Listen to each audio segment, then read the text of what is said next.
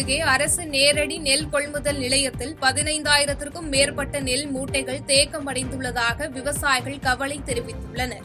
திருவாரூர் மாவட்டத்தில் தற்பொழுது விவசாயிகள் அறுவடை பணியில் ஈடுபட்டு வரும் நிலையில் விவசாயிகள் அறுவடை செய்த நெல் மணிகளை அருகில் உள்ள அரசு நேரடி நெல் கொள்முதல் நிலையத்தில் விற்பனை செய்து வருகின்றனர்.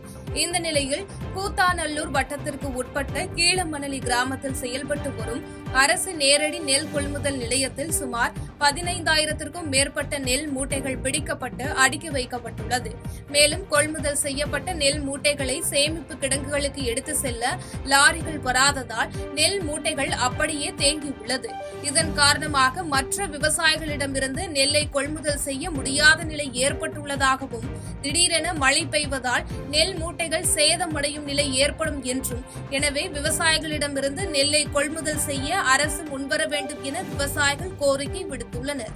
கூத்தாநல்லூர் தாலுகா கீழமண்ணில் உள்ள நெல் கொள்முதல் நிலையத்திலிருந்து இதுவரை நெல் மூட்டைகள் பிடித்த நெல் மூட்டைகள் அனைத்தையும் லாரியில் ஏற்றப்படாமல் சுமார் ஒரு 15,000 மூட்டை தேங்கி கிடக்கின்றன.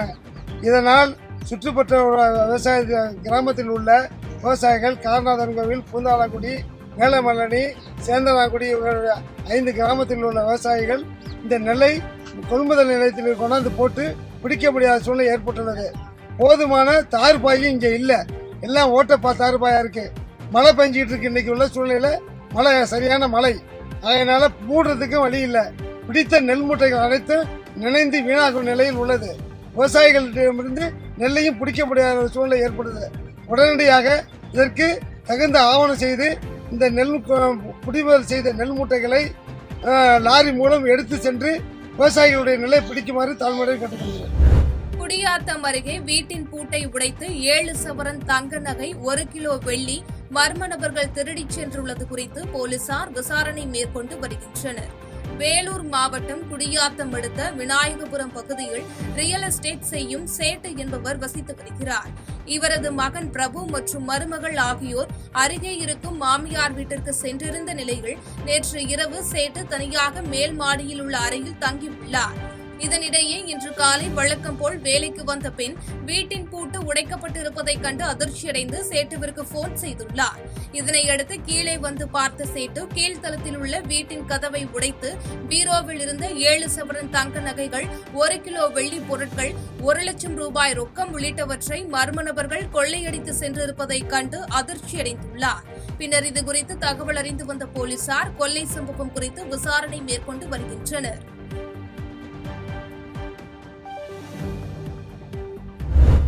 ஸ்டாலினின் ஆட்சிதான் தொடரும் என்பதை மக்கள் முடிவு செய்துவிட்டார்கள் என முன்னாள் அமைச்சர் பொன்முடி தெரிவித்துள்ளார்.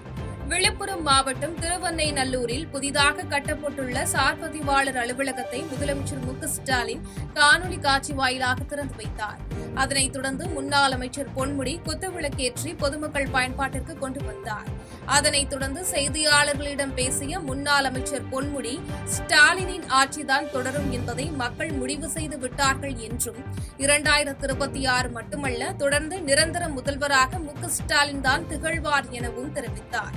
மேலும் இதை மாற்ற மோடி ஏதாவது செய்யலாம் என முயற்சித்தால் அது நிறைவேறாது என்றும் கூறினார். தளபதியினுடைய ஆட்சிதான் தொடரும் என்பதை மக்கள் முடிவு செய்து விட்டார்கள். இந்த 26 மட்டுமல்ல, தொடர்ந்து நிரந்தர முதலமைச்சராக தமிழக முதலமைச்சர் தளபதி அவர்கள் திகழ்வார். அதுதான் எப்பயாவது மோடி எதனா வந்து பார்க்கலான்னு பார்க்கிறாரு. அவருடைய கனவுகள் என்றும் நிறைவேறாது என்பதை தமிழக முதல்வர் அவர்கள் நிரூபித்தார். திருச்சியில் நாளை பிரதமர் பங்கேற்கும் விழாவிற்கான முன்னேற்பாடுகள் தீவிரமாக நடைபெற்று வருகின்றன. திருச்சி மாநகரம் பஞ்சப்பூரில் நாளை மாலை அரசு நலத்திட்ட உதவிகள் வழங்கும் விழா மற்றும் தேசிய ஜனநாயக கூட்டணியின் பொதுக்கூட்டம் நடைபெறவுள்ளது. இவற்றில் பங்கேற்பதற்காக நாளை பிரதமர் மோடி திருச்சி விமான நிலையத்திலிருந்து ஹெலிகாப்டரில் புறப்பட்டு விழா நடைபெறும் பஞ்சப்பூர் மைதானத்திற்கு வருகை தரவுள்ளார். அங்கு முடிவுற்ற பணிகளை தொடங்கி வைத்தும் புதிய திட்டங்களுக்கு அடிக்கல் நாட்டிய பிறகு தேசிய ஜனநாயக கூட்டணி பொதுக்கூட்டத்தில் பங்கேற்று பேச இருக்கிறார். இந்த நிலையில் பொதுக்கூட்டம் நடைபெறும் இடத்தில் மேடை, மின் விளக்குகள் அமைக்கும் பணி, வரக்கூடிய கட்சி நிர்வாகிகள் மற்றும் பொதுமக்களுக்கு தேவையான அடிப்படை வசதிகளை அமைக்கும் பணி, மாநாடு திடல், மேற்கூரை அமைக்கும் பணி உள்ளிட்ட பல்வேறு பணிகள் தீவிரமாக நடைபெற்று வருகிறது. செய்திகளை உடனுக்குடன் தெரிந்து கொள்ள கீழ்க்கண்ட கேபிள் மற்றும் டிடிஎச் நெட்வொர்க்குகளில் எம்நாடு செய்தி தொலைக்காட்சியை காணுங்கள்.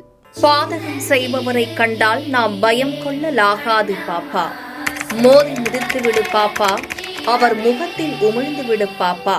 அண்மை செய்திகளை உடனுக்குடன் தெரிந்து கொள்ள இணைந்திருங்கள் எம்நாடு தொலைக்காட்சியுடன்.